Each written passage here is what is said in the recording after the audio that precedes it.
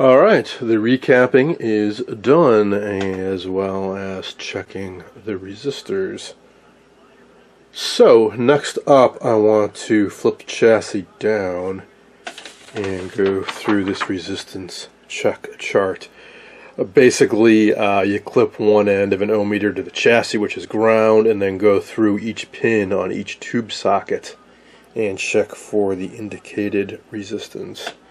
Occasionally there'll be a little note and it'll say measured from an alternate point, so you have to shift your ground from the chassis to the indicated point and then check the resistance. If all goes well, then I'm going to check the tubes, replace any bad ones, populate them all, pop the picture tube back in, and try firing it up.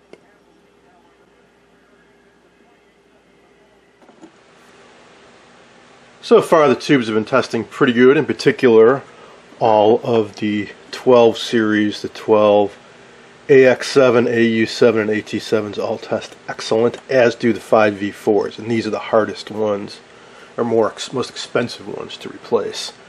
Only one completely dead tube so far, and that is the 5U4 main rectifier. Open filament. So what I suspect happened is one or more of the filter caps shorted, and this basically acted like a fuse and burned out. And now I'm checking the 6 AQ5s. There are 3 of them, and one of them has virtually no emissions, and this one has got some shorts. So it looks like I'll be replacing some of these guys. And I noticed that when it comes to the video and audio IF tubes, a bunch of 6BH6s, they all look to be identical, all GE series from the same run.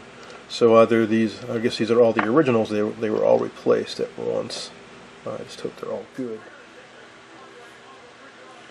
I was able to dig up some new 6AQ5s, so no problem there. Now I'm testing those 6BH6s, and they all test very, very good.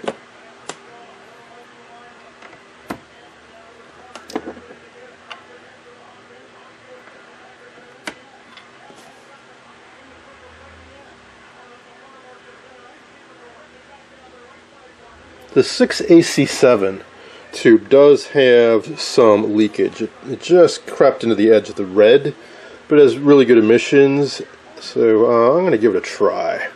That's used in the horizontal oscillator circuit. It's I think the variable reactance tube. So if there's any issues with the horizontal lock, that would be one place to look. Alright, 4 out of 5. Test very good.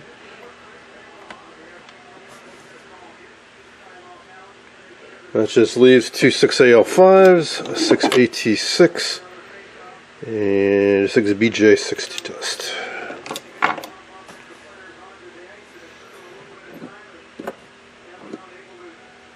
Cool.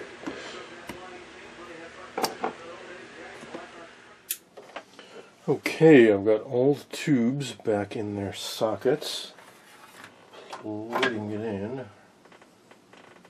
PR57. Get this turned off. PR57 on. Output dialed in to 117 or so. And here we go. Turn the lights off. And well, no, I'll leave them on at first. And check the current draw. Pegged. And it's dropping down. As the tubes warm up, settling in around 1 amp. It's going up as the B plus is drying. A little over 1.5 amps, it seems reasonable. A bit of a blue glow on the 6BG6, but it's on the side of the glass, it's not red plating. One of the 6AQ5s is red plating though. Or not red plating, but also glowing blue. You can hear a high pitched squeal. A little bit of crackle out of the speaker.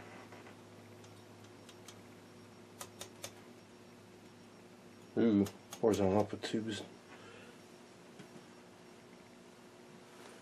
blue glow is flickering around a little bit.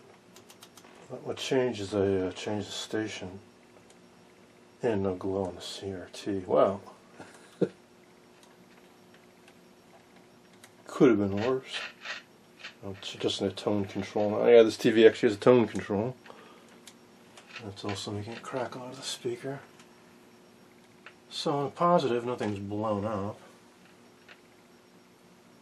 Don't know if the horizontal oscillator is working. I don't see any glow on the high voltage rectifier. It's a little hard to see it usually though, so hard to say. You can get out a high voltage probe. That's a simple thing to check. And yeah, otherwise not a whole lot going on.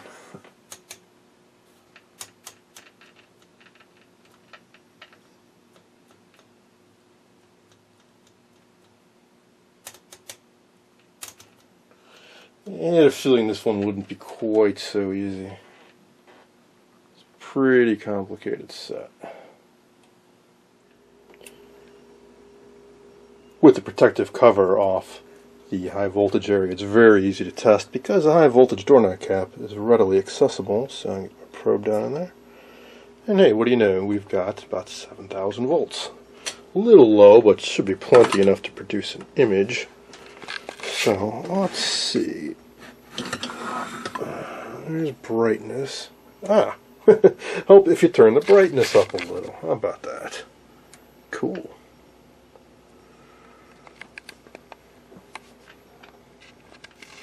And we got a raster.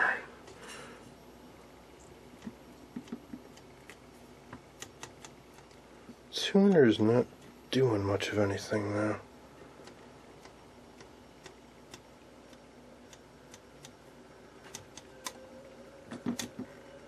Little bit of a fluctuation sometimes. But you'd think we would at least hear some static. So I got the volume up all the way.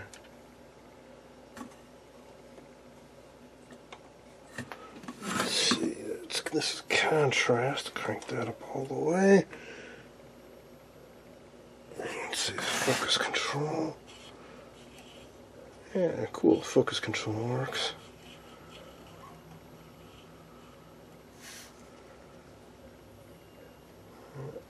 Probably height, or linearity.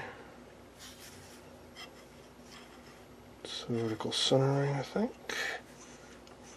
Horizontal centering. Excellent.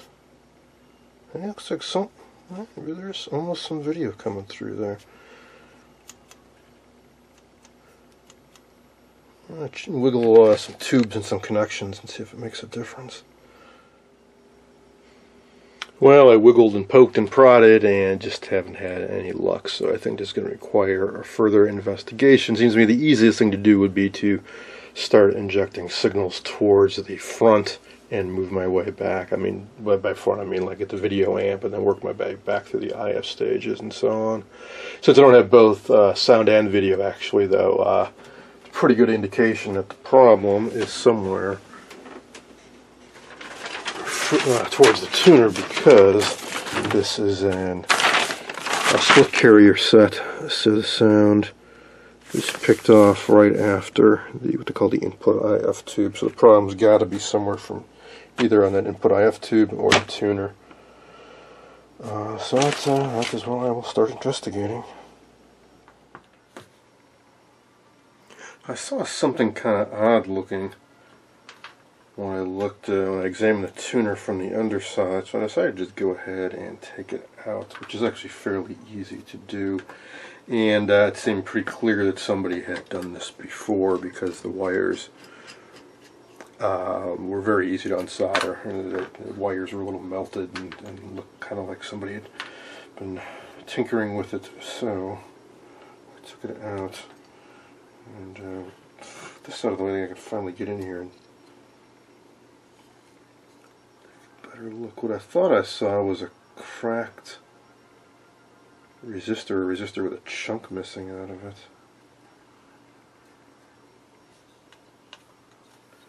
But maybe that was just, so I couldn't get a good look in here. Regardless, now that I can get in here, I can check the components more thoroughly.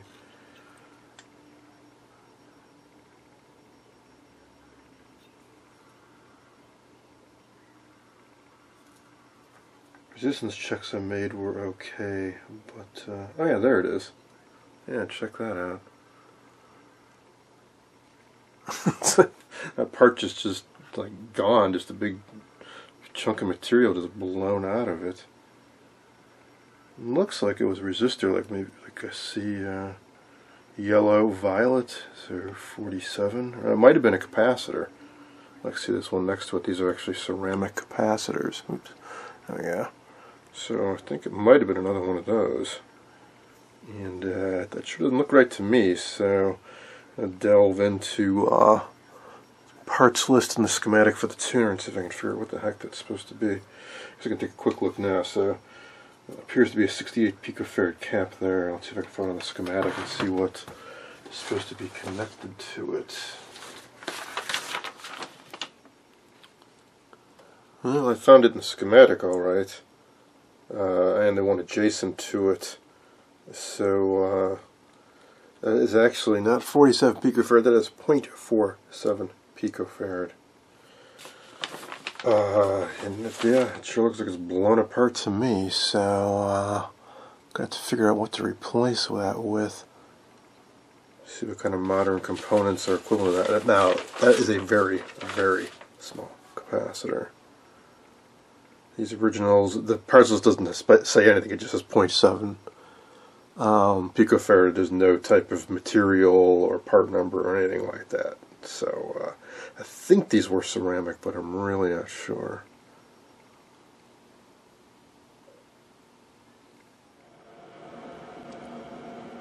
I posted some photos online and got a comment that may have been done at the factory to whittle away at the capacitance value. And I'll give that a definite maybe. Seems to me it's a little bit crude, and it exposes the innards of the device to the elements, and it's an RF coupling cap. And I wouldn't think the value would be so critical. You would need to trim it up that much. At any rate, with that out, I'm going to go over more detail, check all the other connections and resistor values and whatnot. And right now, I'm going to try injecting a signal. I just removed that capacitor. Now, I don't have any replacements on hand that are this small in value. The only choices I've seen are surface mount, or found surplus sales in Nebraska sells a dog bone half picofarad cap. Otherwise, the smallest I've seen are 1 picofarad mica caps with a tolerance of plus minus half a picofarad. And then I would have to order one of those. The smallest I had on hand was 2. So I just went ahead and tossed that in. Figured, hey, got nothing to lose, so I'm going to put this back in the set and see what happens. Well, unfortunately, that 2 picofarad mica cap didn't make any difference, so now I'm going back to my idea of injecting a signal, and I dug out my B&K 1077B television analyst, which has a neat feature whereby you can get modulated video, not only your standard channels like 2, 3, 4, and so on, but also IF. And you can vary the center frequency of the IFs. You can do the older 20-something megahertz IFs and the more standard, modern-ish 44 megahertz. Well, this uses one somewhere around there. And you can set the polarity and adjust sync pulses, turn audio modulation off and on, and set the output level. In addition to a bunch of other stuff, you can also generate like frequencies for horizontal and vertical drive and so on. Alright, so I have the video injected basically right where the output of the tuner normally goes, through a 200 picofarad coupling cap. In case there's any DC potential there, I don't want to mess up my B&K. And here we go. I've also noticed another problem developing is that the high voltage occasionally seems to collapse. I think the horizontal oscillator might stop running, and then a resistor seems to start frying. So hopefully we can get some video before that screen dies. All right, nothing. Well, it could be the RF level's too low, so I'll crank that up. Oh yeah, there we go. You know, I'm adjusting that center frequency. Oh, and then there goes the high voltage. And notice that resistor down here. This isn't where that charred one was. That resistor's getting awfully darn toasty. That is the screen bias resistor. Typically when the horizontal oscillator stops running, either the tube starts burning up or that resistor starts burning up. So I think that's what's happening. Why, I don't know. So, briefly anyways, you saw we had video and it actually synced up. So that's great. So we know that the videos and sync circuits are working. Didn't have it on long enough for me to start fooling around with the sound though. I think what I really need to focus on now is getting this to work reliably without frying up, because I don't want anything to go up in smoke down there.